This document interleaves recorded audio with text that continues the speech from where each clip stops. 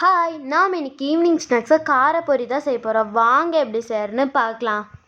First ஒரு குண்டால தக்காளி, வெங்காயம், அதுக்கப்புறமேட்டுக்கு பொரியில் இந்த பூந்தி இருந்துச்சு, அதனால நான் மிக்சர் போடல. மிக்சர் போட்டுக்கோங்க. பூந்தி இல்லைன்னா மிக்சர் போடுறது வந்து ஆப்ஷனல் தான். உங்களுக்கு வேணுன்னா போட்டுக்கலாம், வேண்டான்னு விட்டுக்கலாம். அதுக்கப்புறமேட்டுக்கு வந்து நம்ம உங்களுக்கு என்னென்ன மசாலா வேணுமோ அந்தந்த மசாக்கள் பொடி போட்டுக்கலாம். நான் வந்து என்ன பொடி போட்டிருக்கேன்னா சிக்கன் மசாலா, மிளகாத்தூள், கரம் மசாலா, அதுக்கப்புறமேட்டு கொஞ்சமாக டேஸ்ட்டுக்காக புளிப்பொடி சேர்த்திருக்கேன், அவ்வளோதான். அதுக்கப்புறமேட்டுக்கு உப்பு போட்டு நல்லா மிக்ஸ் பண்ணிவிட்டு இது பெப்பர் தூள் போட்டு நல்லா அதை மிக்ஸ் பண்ணிக்கலாம். மிக்ஸ் பண்ணால் அவ்வளோதான், ரெடி. நான் மேலே இதுக்காக கருவேப்பிலை போட்டுக்கிட்டேன், அவ்வளோதான். இது ஈவினிங் ஸ்நாக்ஸாக ட்ரை பண்ணி பாருங்கள். அவ்வளோ ஸ்கூலுக்கு கொடுத்துட்டு பாருங்கள், சூப்பராக இருக்கும். நான் காரம் கம்மியாக போட்டிருக்கு, குழந்தைங்களாம் விரும்பி சாப்பிடுவாங்க.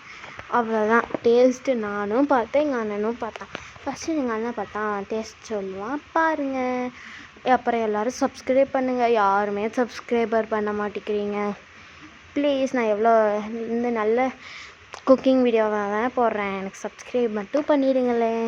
அவ்வளோதான், ரெடி. இப்போ எங்கள் அண்ணன் டேஸ்ட்டு சொல்லுவேன், அதை கேளுங்க.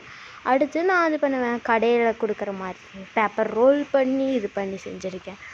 அவ்வளோதான், செஞ்சு முடிச்சிட்டேன். அவ்வளோதான். இதை ஒரு வாட்டியாச்சும் உங்கள் வீட்டை ட்ரை பண்ணி பார்த்து சொல்லுங்கள். Very tasty. சூப்பராக இருக்குது பொரி. இப்படி கூட ட்ரை பண்ணி சாப்பிட்லாமா? ஒரு வாட்டியாச்சும் ட்ரை பண்ணி பாருங்கள்.